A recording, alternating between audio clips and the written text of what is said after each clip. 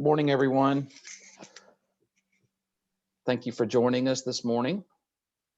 We are ready or about ready to start the behavioral management game show, How to Manage Yourself and Others. Thank you for spending some time with us. We are recording this program and you'll get a recording of it after today's event. Thank you. Okay, we're going to get started. We have our always special guests today, Hugh, Massie, and Lee Ellis. And we're talking today via a game show format, again, how to manage yourself and others. And so for those of you who have never attended this interactive webinar series, welcome. We're so glad to have you with us. Again, Lee Ellis and Hugh Massie have worked for years and years together on the idea of using behavior, natural behavior and human behavior in everyday work and life to increase performance and help teams work better together. Just a couple of housekeeping items. So today we are giving away prizes. So pay attention during the entire event. So after Lee and Hugh are going to go through 3 scenarios, and then we're going to give the opportunity to give you the opportunity to answer a poll question. And when that question is answered, those of you who get the right answer to that question are eligible for the prize giveaway for each one of these scenarios. So we have some good prizes today, especially the last one is really a good one. So pay attention. Also, if you have questions during the event, we can answer a couple of those at the very end of today's webinar. Use the Q&A button on your Zoom webinar toolbar. So look at the Q&A button there, and then also look for the raise hand feature. Make sure you know where that is.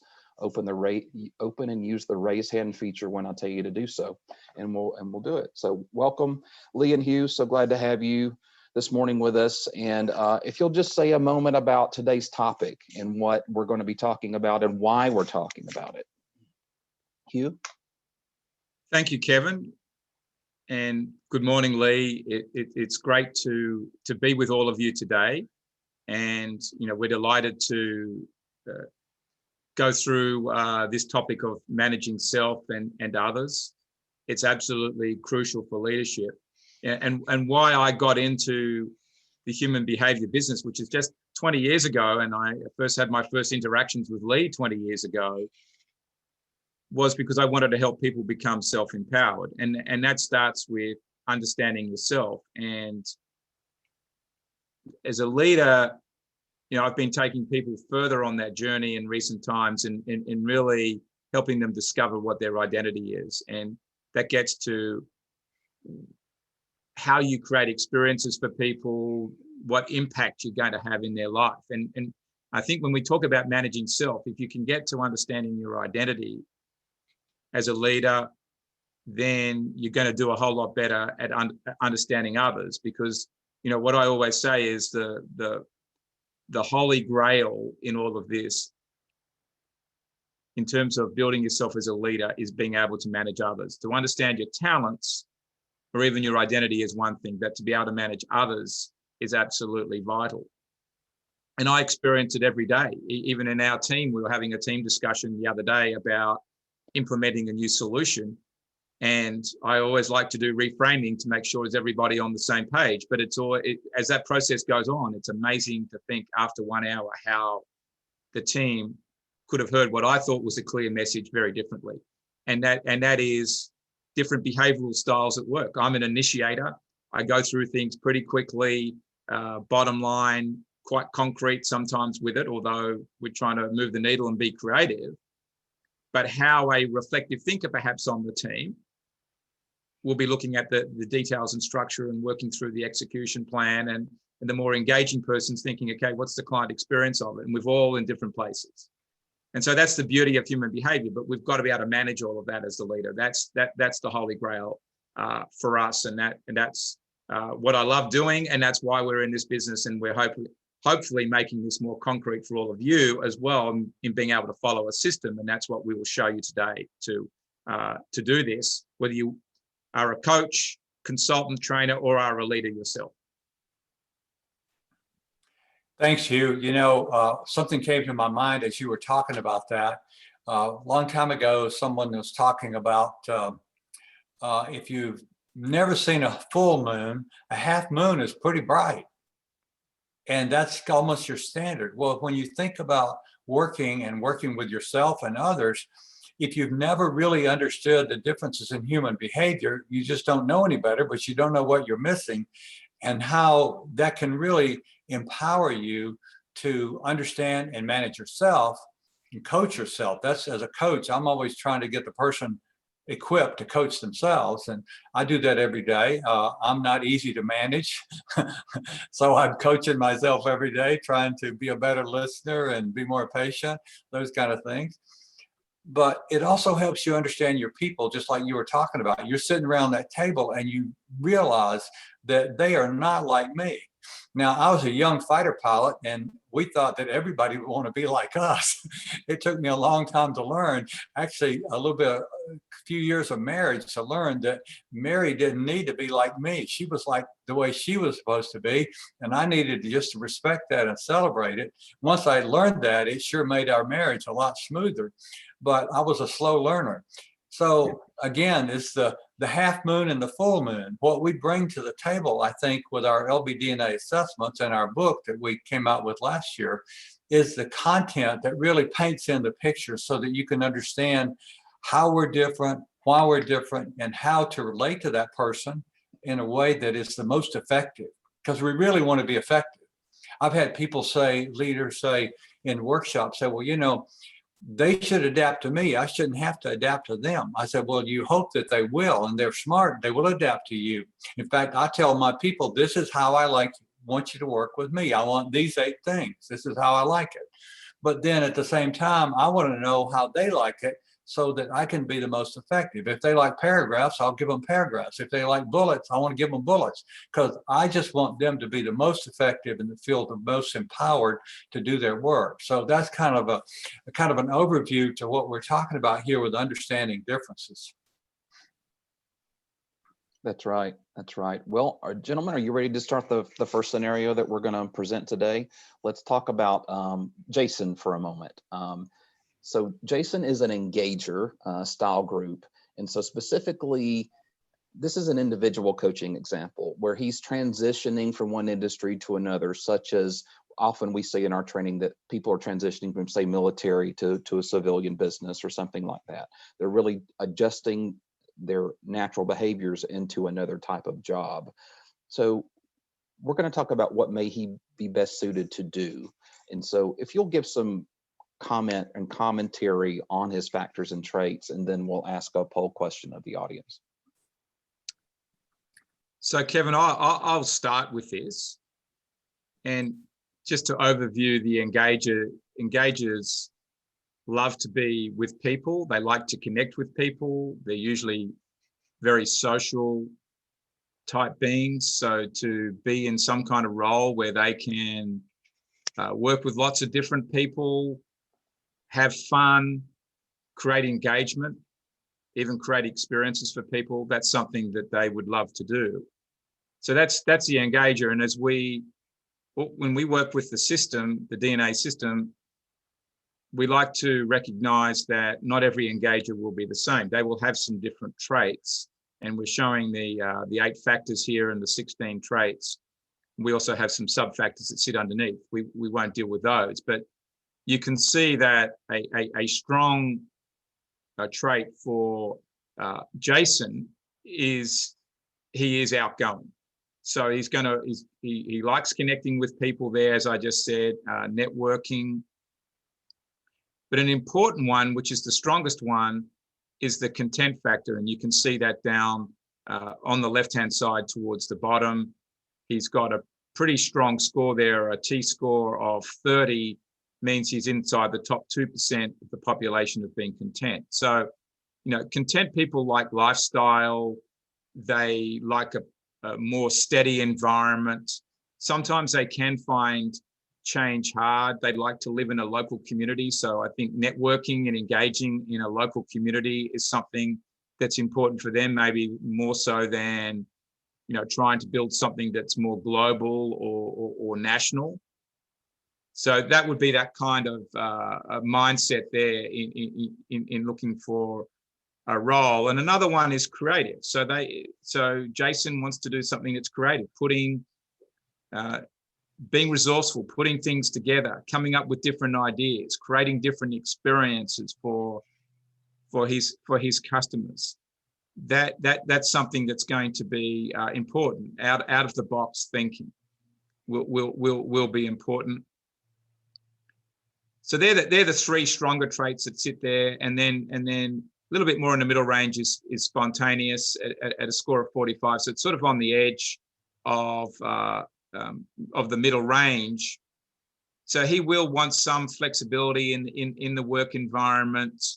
Being overly structured is not going to be his game, but with the score just sitting there at that edge, he will be able to adapt if needed. But the key to finding the right role for Jason is to do things where he can work in his flow, and then, if need be, add a team member on to work with him or to support him that might complement the differences. So that's the important thing there.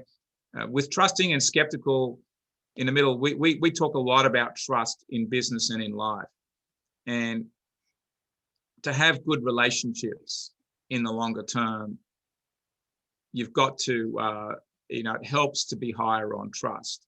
And so building client relationships and customer relationships and engaging them should be a reasonably natural thing for Jason to do. So Lee, I'll hand it to you and see whether there's anything else you want to add to what I've said. Yeah, a couple of things that stand out to me. I noticed his mid-range on that first factor, so he can adapt. He can step forward and take charge, or he can go along and be a good teammate and support others' ideas or whatever. The thing I think to really understand about Jason here, a couple of other things. One is, you look at that second score there on his outgoing, he's going to be very expressive. He will probably need to talk out loud to really think things through. So he does his best work in terms of planning and thinking by being at a whiteboard with somebody to talk to, because it will be difficult for him to go in his office, shut the door, and think things through. That's just not what these people do. So give him that opportunity and don't judge him when he does that and needs that. He's also going to be more emotional. The very outgoing people like this are just going to be more expressive, but also more emotional. So if he's happy, you know it. If he's sad, you know it. If he's angry, you know it. And it'll come spewing out. Okay. The good thing is they share their emotions. The bad thing is sometimes they spread them all over everybody and it doesn't feel so good, but they get over them quickly. That's the good thing. He gets over it quickly. Once he's flung it out there, he's over it. He's ready to move on. The next day, he doesn't even remember. Whereas somebody who's very reserved might carry it in their stomach for 3 months, and haven't said anything about it yet, but I'm just waiting to get revenge. Whereas with Jason, he's just going to sling it out there. And then just being that spontaneous is not too bad. He's in the edge of the mid-range, but he is going to be very flexible as well. So I think that's, just important to keep in mind that he is going to be flexible, going to be verbal. He's going to be a generalist more than he's going to be a specific person. So keeping that in mind also. And as Hugh suggested, having a teammate who's different from him, that he understands is different, but also can handle the details and the planning and structure a little bit more. That would make a dynamic team once they learn to work together. Good insights. Good insights for both of you. Thank you. So with that in mind, and what Lee and Hugh have shared, we're going to ask this poll question. It'll come up in just a moment. What type of role would Jason be best equipped from a natural behavioral standpoint? I'm going to start the poll. And if the audience, if you'll choose your anonymous answer, what type of role would Jason be best equipped from a natural behavioral standpoint? Financial management, quality control, event planning, operations. So based on his natural behavior, choose your poll question answer. We'll take another few seconds to get everyone to answer. All right, good, thank you. Thank you for everyone that's participating. We're coming to the end of this poll question. Thank you. All right, very good. These are the results. And so 71% of you said event planning, while 17% and 4%, 8% of the others. So event planning is the correct answers. That is the best job based on these 4 choices that he is best suited to do. So thank you for sharing that. Those of you who answered event planning as the correct question, would you please click the raise hand button and I will choose a winner. If you chose the correct answer, click raise your hand and I will give the prize away. Paula Landahl Smith, congratulations. Thank you for participating today. You answered the question. You get today's prize, and that is going to be the Business DNA Hiring Report. You can use this for yourself or someone that you know. This report specifically helps leaders, recruiters, and HR professionals evaluate a candidate's behavioral insights, and it also has suggested interview questions based on the candidate's unique scores.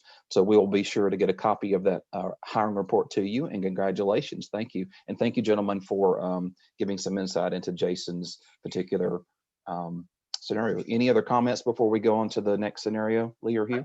I think what we wanted to just conclude on, Kevin, is to say that with Jason as an engager doing event planning, an engager will be good for event planning, particularly if he has the passion to do it, and that's something that lights his fire personally.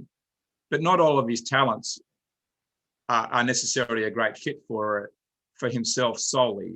And if you recall, there, Lee and I were alluding to the fact that he was a little lower on structure. He was more spontaneous, and to do events really well, I think you need the outgoing people nature to be amongst people, but you also need some structure to make sure the event happens, it's reliably produced. And so that would be the potential struggle for him being an engager doing event planning. So I think there are lots of event planners out there that are engagers, but there's one better profile, in my view, generally speaking, that would be the stylish innovator that we have.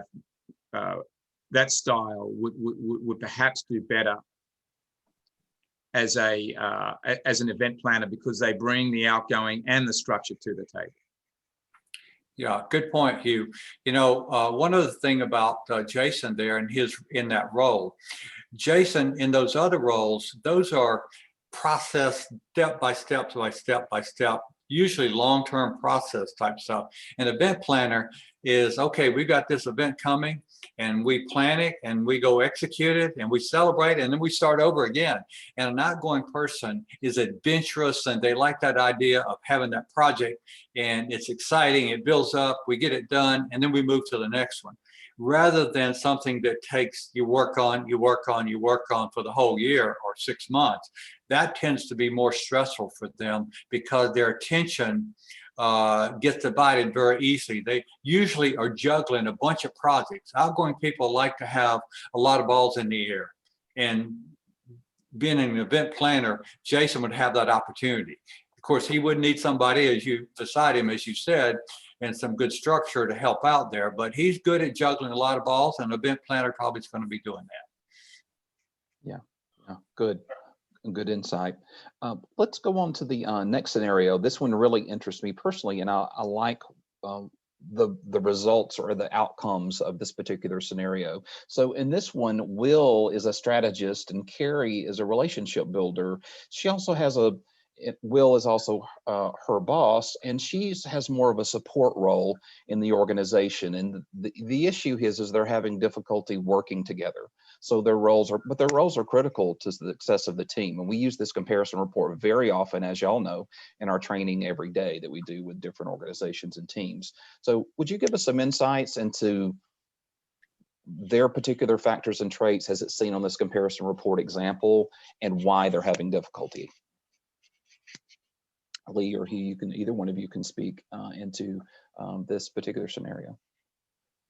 I can start. So the way I approach these things is to always remember that whilst differences can divide, they're also a great asset. So if the two of them can learn to harness their differences, they can have a very successful relationship, and a lot can be done. It's not easy, and so when I approach these comparison reports, I always look for where are the biggest differences first, and then I look for actually where are the closest similarities, and are some of those similarities going to cause some frictions because somebody's trying to take control or something like that. So if we look at this comparison graph here, we've got a strategist being Will, and Kerry is a relationship builder. They're pretty much opposite styles, generally speaking. So there are often a fair few differences between them, and we can see a large one there between patient and fast-paced. So one is going to move at being Will's probably going to work at a pretty quick pace, be quite logical, rational, might even ask a lot of questions, could be awkward in that way. And then Kerry is going to be more feelings-based, more sensitive, perhaps move a little bit more slowly, and we can see that down below there with the cautious factor. Just be a bit more cautious in getting things done. So that's a key difference to look at. Risk taking and cautious. Will want to jump into things and move along quite quickly in making decisions and take some risks. And at times that might scare Kerry, or Kerry in doing her work is going to be more careful about taking risks because she might be scared of losing a job or costing the company money or just getting it wrong. And so therefore some allowances have got to be made there, and that's got to be understood between the two of them. You'll also see there that Will is a little bit more skeptical. So he's not as trusting. He's going to look behind things, be a little bit more analytical, ask more questions. Kerry might be more accepting of what's going on and accepting of the people around them. And at times, Will might, as a leader, might have some problems with that if she's just accepting what she's told and not investigating it a little bit more, for example. But at the same time, she's going to be very relational and thinking about the people and looking after the people, and that's a strength that he needs to look to her in. I think an interesting one that sits here as well is a similarity between the two of them. Down the bottom there at content. And a lot of the time when we get strategists, most of the time strategists are very goal-driven, they're very pioneering. You know, the pioneers are the goal-driven people. The content people tend to want a steady workplace environment, keep a balance and a life balance. And so both of them are in the same area there. Extremely strong scores on being content, and so they're both looking for balance.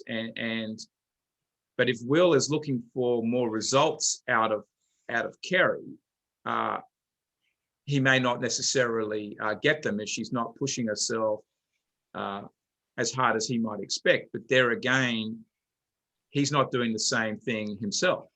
He is perhaps a little bit more locked into a routine and a life formula and doesn't want to stretch himself. And that could be causing problems because the organization is driving them towards more results than perhaps what both of them want to step out and try and achieve.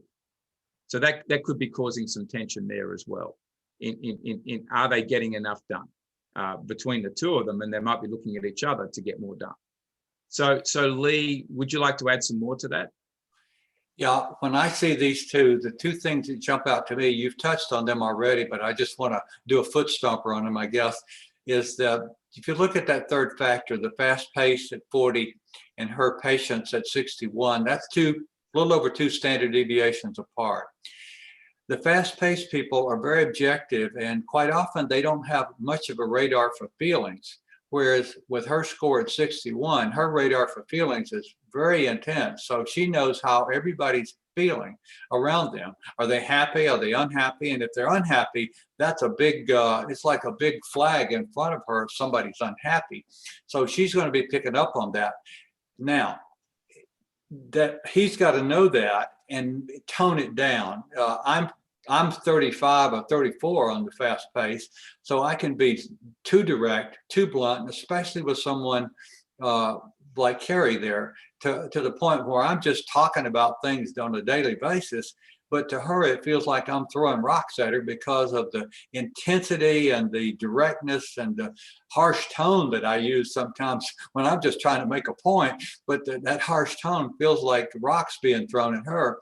So if I understand that, then I know I've got to dial it back in that intensity, and that will help her to be more effective at work.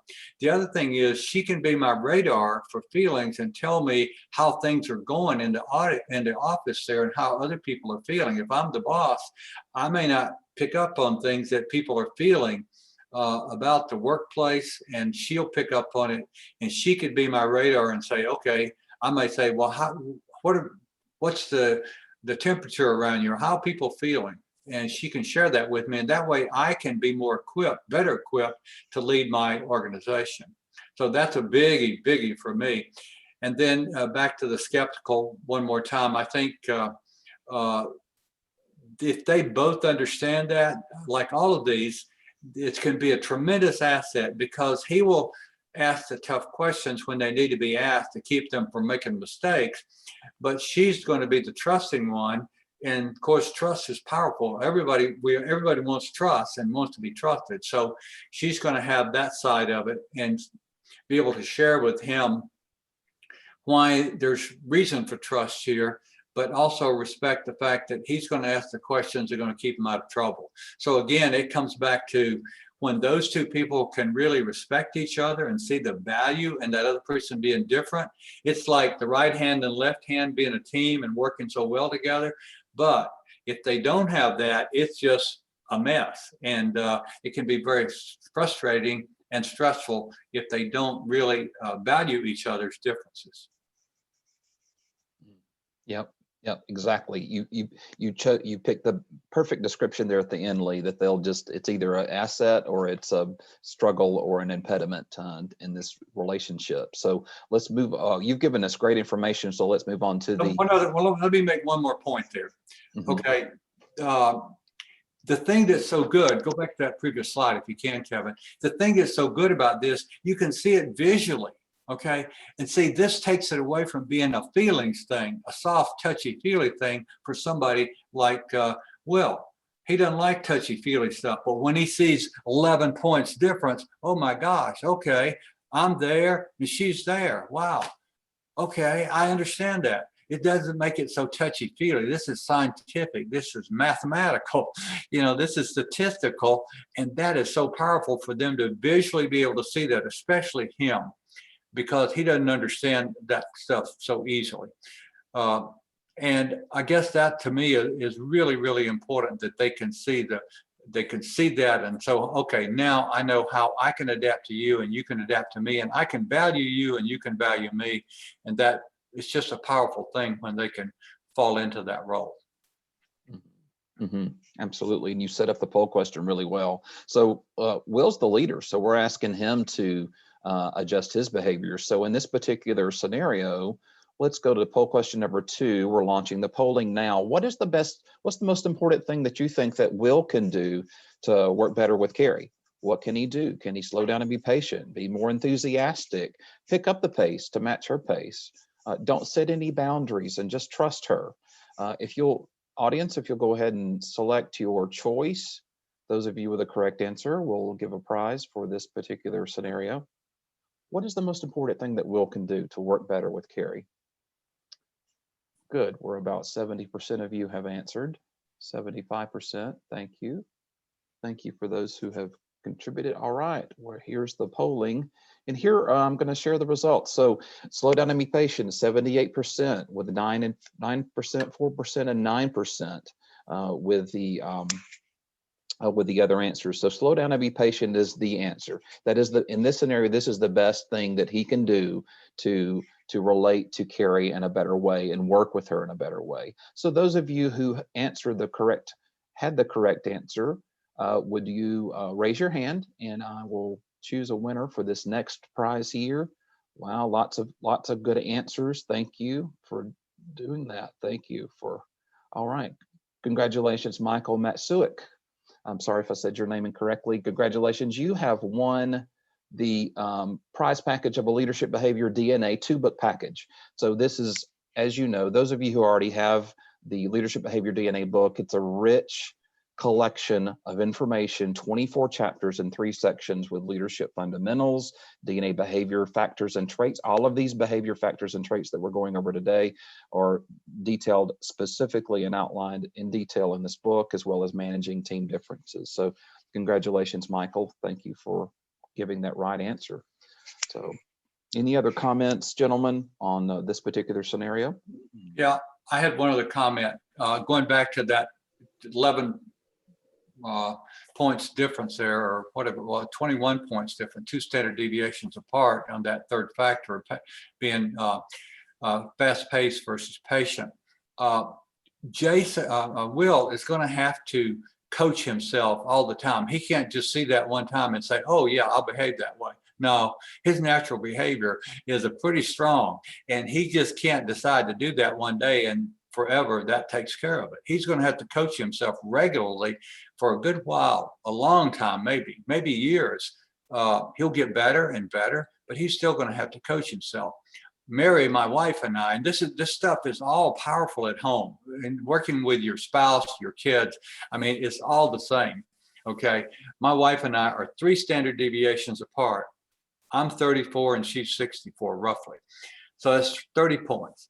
So I have to coach myself every day on being more gentle, more soft, more patient, less intense, listening, and just toning it down. And I've been working on that for many, many years. And I've gotten she'll tell you I'm a whole lot better, but what's going on behind is I'm over here pedaling like this and working at it to make sure that I could adapt my behaviors like that, because I want to be effective. I love her. We have a great marriage, but I don't want to mess it up. I don't want to hurt her feelings. And so it's a constant effort, still getting better, but it's always going to be an effort. I think just to chime in on the back of what Lee said there around coaching yourself. When you're the strategist and you're in a stressful situation, which can happen at any point of the day, and even day or after a meeting, or someone's rattled your cage in whatever setting, that's not the time to go and confront a relationship builder. You need to be in a place when you're going to interact with a relationship builder, if you're a strategist or an initiator, where it's calm. You've got to have a calm environment for them to get a response out of them. And when it's a calmer environment, it'll be easier to draw out feelings and to get in their shoes a little bit more. I think this is what's important to understand. The other part is how you ask questions, which really follows on from the environment. That, as a strategist, you could be pretty cutting in the way you ask questions and confront people. And that is not the way you're going to deal with a relationship builder. At the end of the day, you've got to more facilitate rather than question them. And I think if you got to think of those things as you are working with someone different, is what the whole setting is and how you're going to approach them in asking questions. And when you can do that, it just gets remarkably easier to build that relationship. In order to do that, Hugh, to adapt your behavior, that takes quite a bit of energy. Yep. You can't do that all day long. You'd be worn out, but it takes quite a bit of energy. And one of the things that I do is I just remind myself of who I want to be. My goal is to be a good leader, to be a good person, to be a good friend, a good husband, and knowing that what I can do for that person to help them be successful, to help them be happy, to help them be energized, and specifically to help them to be the most effective and productive at work, I'm going to have to adapt my behavior. Yep. And that's the coaching I give myself. And I go smile and I turn down that rheostat in my back, turn it down the intensity. And I, as you said, wait till the right time. And I get myself calmed down and wait for the right situation. And then I have that discussion. And it makes all the difference in the world. Because Lee, if because it does take so much energy to interact with someone that's completely opposite to you, like in this case, that's why your energy's got to be good when you start that process, because it can easily get triggered along the way. So that's really what I'm trying to bring out here, is that your own personal energy management is very important when you're interacting and then going to coach somebody else or bring out the best in them.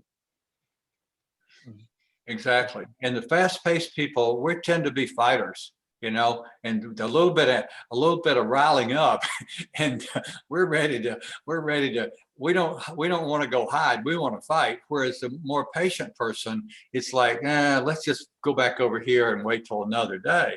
And so again, that timing is so important, and controlling our energy and controlling ourselves, knowing ourselves, just enables you to do that. I think that's the thing, is that a strategist or an initiator who's very fast paced there is got to think about their energy a lot more than somebody else does, because you know, one of our strengths, of course, is that we have more amped up energy and can go at it like a bull in a china shop, which is good for certain settings, but it's not good for relationship settings. Yeah, just another couple of points. A patient person usually needs more sleep. A fast-paced person needs less sleep.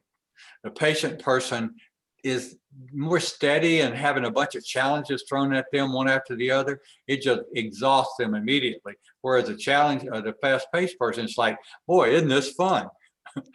And it's just different, you know. There's no good or bad. There's one not more valuable than the other.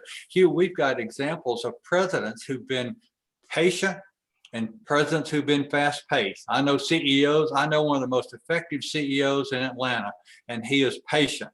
He's a great team builder, okay? I know great CEOs that are very fast-paced. So you can be either one, but you better learn to adapt and value the people who are different from you. Yep. That's good. And this next scenario is a good one too. In that same vein, what we're talking about in the next scenario is the Leadership 360 discovery process. And so both Lee and Hugh have had these scenarios before, and Lee, as a matter of fact, had this scenario a couple of weeks ago during a Leadership 360 training with a team. And so in this particular scenario, Diane's Leadership 360 report came back with some comments and feedback, and she was a bit sensitive about those comments. And so we're going to compare the difference between her leadership behavior DNA assessment and the actual comments that she received from her peers in her 360 report. And so Lee and Hugh are going to kind of analyze both her 360 and her assessment and just get some gain some insight into those. Lee, go ahead. I want Hugh to talk about the factors, and I'll go back over her 360. Okay, yeah, since it was a literal 360 that you had the other day. Yeah, and just to preface this, you know, we our firm is a little bit more unique than others in dealing with 360s, in that we have got the natural behavior report or discovery process that goes on happens first as step one, and then the 360 is done second, and it's very deliberate. Because if you understand your natural hardwired behavior, which in that we're looking at Diane's here, and she's a reflective thinker, and if she understands that and buys into who she is, what her strengths and struggles are, it becomes much easier to accept what the feedback might be from the other people that she interacts with, whether they're peers, leaders above her, and subordinates and or clients. So, you know, for Diane as a leader who is a reflective thinker, you can see there, you know, her cooperative trait at the top there on the top left is reasonably strong. So as a leader, you would expect her to be quite collaborative. She might be a little hesitant in making decisions quickly. She'll want to, again, because she's collaborative and group orientated, she'll want to defer to the team. She's not going to be that hard nut, take it or leave it leader, my way or the highway. But she might come with that not being as decisive. in being reserved, she's going to be thinking about things for a bit longer. She might sit quietly in meetings and trying to surmise what's going on and listening to all the feedback. But that doesn't mean there's nothing going on and that that she's switched off or anything. But the struggle with that is that she may not rev up the team and make them feel engaged with and connected to, and therefore, particularly the engagers that are opposite to her might feel a little lost with that because they want constant engagement. She'll be a feelings-based leader, so she'll understand where every team member is at in terms of their feelings. But she might have difficulty with that in confronting people because she doesn't want to hurt their feelings. Having to provide constructive feedback for a team member would be harder. And at times, if a really difficult decision's got to be made about the business to get better results, that can be more challenging. But we've all, as Lee's been saying all the way along, we've all got a starting place with that, and you've got to adapt. And then she's going to be quite structured. That's very good for building reliable systems in the business, ensuring that there's stability in the business. But again, it can get in the way if she's too awkward about it and doesn't want to change at the right time. And that's where you see the anchored being, a little bit fixated on things, being stuck in history and what we know, rather than exploring the future in new ways. So, there's a lot of strengths for her as a leader. And particularly a leader of a probably more established business. Is going to be easier for her than working in a very dynamic environment. But that's her starting place, and she can own these strengths and struggles. Then the feedback that she might get from her teammates will be easier to take. So I will leave it there, and we can move to the next part and let Lee deal with how she was evaluated by her team. Yeah, it was interesting. She's very reserved, and so she's not going to be sharing much on emotions. That would be what I would expect. These are her. If you look, this is up at the top of the screen there. It says your leadership performance struggles. So these were the lowest ranking items that she was rated on totally. And so you can see sharing emotions and feelings was not very strong. I mean, it's okay, but it wasn't as strong as it was one of the lower items. Comfortable listening openly to others' feedback about his or her performance. The reflective thinkers do not take criticism very well because they're perfectionists. And you got to really be careful with them giving them feedback. So that one, with other people, some of the others, like outgoing people, they can kind of handle it and, okay, we'll move on. We got it. Forgiving others, reflective people who are reserved and more analytical, they tend to hang on to stuff, and it takes them a little bit longer to forgive because they internalize it and chew on it. It's just going on down here for a long time, maybe. Motivates and inspires others. By nature, they're not enthusiastic with her profile. That's not one of her strengths, is to be enthusiastic, which we think of as being motivating. So she's got to have to motivate people in her own style. And what is that?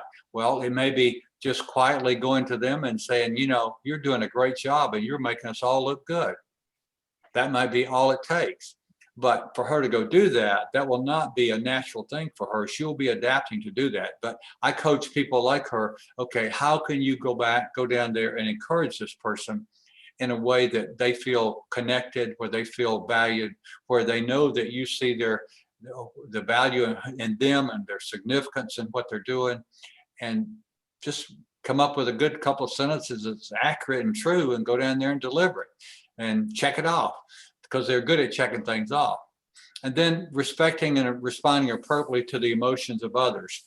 That would probably not be a strength. It might be. If their emotions are calm and sad, then this person would probably respond to them very well.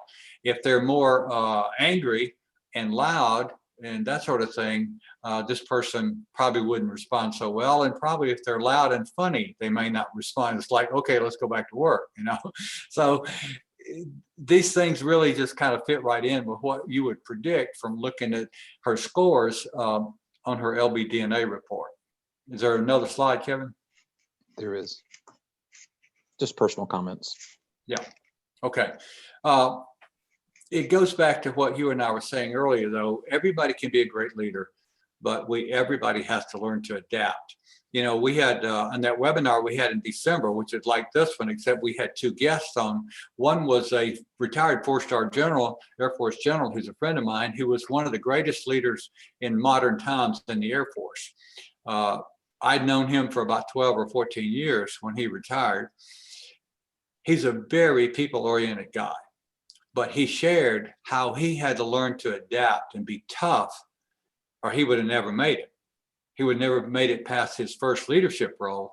And the way he made it was his boss called him up and said, hey, you got a problem down there with so-and-so and so-and-so, and it's pretty obvious. So either you fix it or I'll come down and fix it. And if I come fix it, you're in trouble. And so he learned to adapt, and he made 4 stars, and everybody loved him, but they knew he could be tough when he needed to be tough. And it really comes down to that. You have to be, all great leaders, the really great ones, they know how to connect with people and let them feel, so they feel valued in those relationships. They also know how to be tough and hold them accountable and set standards, because you have to do that in order to accomplish the mission. And when you learn to do both of those and you have good character underneath, you're going to be a great leader. You're going to be trusted. It also means that you're probably secure enough within yourself, enough self-worthiness, security, comfortable in your own skin, that you can be genuine and vulnerable. And when you're genuine and vulnerable with those other things we just talked about, everybody wants to follow you. Everybody wants to be around you. You just attract them like a magnet. Good feedback as usual. Well, so we both compared, what we've done is compared her 360 report to her leadership behavior DNA assessment. We understand that it's accurate. So the poll question that we're going to ask here is, was Diane's leadership 360 report accurate based on the reviewer's comments? So that's going to come up on your screen if you'll answer the question. Was Diane's leadership report 360 accurate based on her reviewer's comments? Yes, no, mostly true, not sure. Feel free to provide your honest answer, and we'll look at the results of this particular poll question. We're going to be giving away a prize to the ones who answered the correct answer. All right, very good. Thank you for answering that question. So in this case, we said 65% of you said mostly true, with 24% and 12% accordingly yes or no. The correct answer is mostly true, and Lee and Hugh will address that in just a moment. So those of you who answered the correct answer, would you please raise your hand, and we will give away another prize today for this particular question. Very good. All right, thank you. Congratulations, Kathy Daigle, for your correct answer. In this particular question, you are getting the Leadership 360 Discovery process to use with you or someone you know. And this is a fantastic prize. And what the Leadership 360 really does, it has 75 questions to help provide feedback on real-world leadership effectiveness in 7 categories that you see there: leadership proficiency, results drive, effective communication, and so on. So congratulations, Kathy. And this is the report that we were referring to in this particular scenario. Lee, Hugh, why did we say mostly true in this particular situation?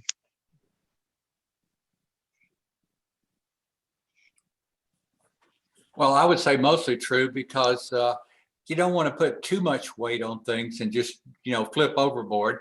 And generally it's true. It's true enough that she needs to listen to it. But at the same time, you don't want to let that overwhelm you.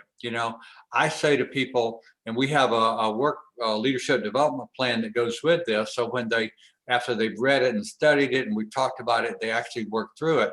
And we say, if you pick out 2 things, kind of generalize 2 things out of this whole report that you can work on for the next 6 months or a year, and you can figure out those, and also pick out 3 things that are your strengths that have been validated in your 360, then that's a wonderful gift to you if you've got that information. So we don't want to take it too seriously, but yet seriously, but not get into it so much that you feel beat up on. I've never seen, I don't think, a one where somebody's been beat up on. And so I always tell them, listen, don't just let that one comment pull you down. Lump them together and look at it and realize that you're a good leader. Your boss would have already been in your face if you weren't, or you're doing a good job, or you'd already know about it. We're just trying, this is all about helping you grow and develop. It's not about you for your performance report. Okay. It's just about how you can grow. And if you look at it that way, I think that makes it feel much better and more useful. Yeah, Kevin, just for me to make a wrap up point, if you could just go back to the previous slide that you had up. I'll just go on to one point there. And if you go down to point number 7 under leadership performance struggles, motivates and inspires others. And her assessment of herself was 3. So, you know, this is rating yourself from 1 to 7. So she doesn't think that she would motivate and inspire others a lot. And if you look at the reflective thinker style of being a more reserved person, you would think that is true. But the team is actually saying a score of 5.47. Now, that's not the highest score of 7, but it is 2.5 points higher than the 3. And so her team actually think and feel to a large degree that she is inspiring them and motivating them. And so that's a blind spot on her behalf about herself, which is probably something that you would expect from a reflective thinker, to be a little bit that way. But I think it begs the question for that blind spot to be explored by Diane, so that she understands what she is actually doing right to inspire the team. And therefore, the next time she does this, she may not rate herself at 3.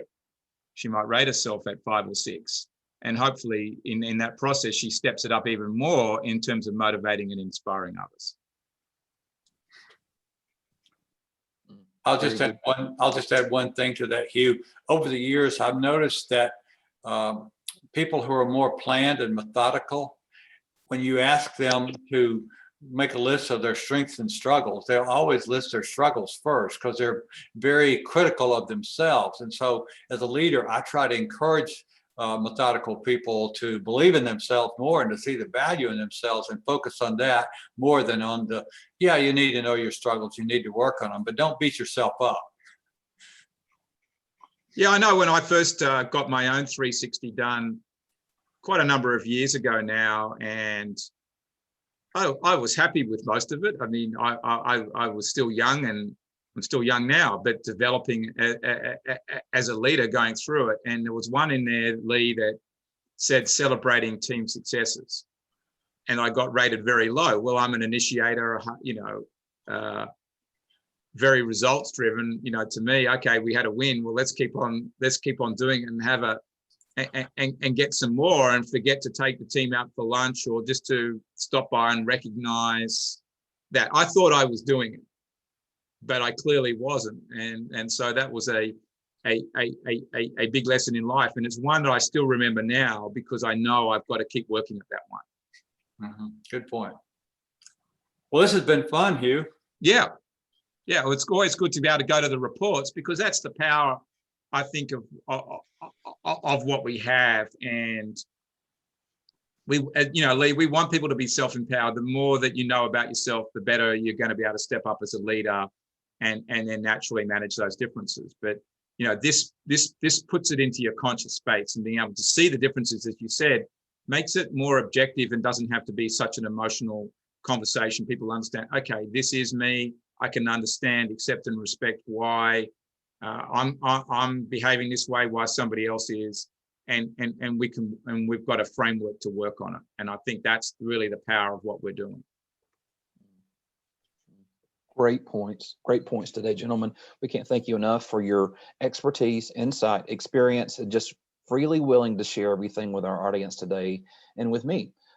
Just a couple of reminders at the end. Please go visit the website to get lots of free information, free downloads, training information, all kinds of things on our website, and also we're basing everything today on the brand new award-winning book, Leadership Behavior DNA. We're very excited. It just received 2 awards in the self-help category, as well as business and leadership. So we're just ecstatic about the awards recognition. Go to leadershipbehaviordna.com/book to get your copy.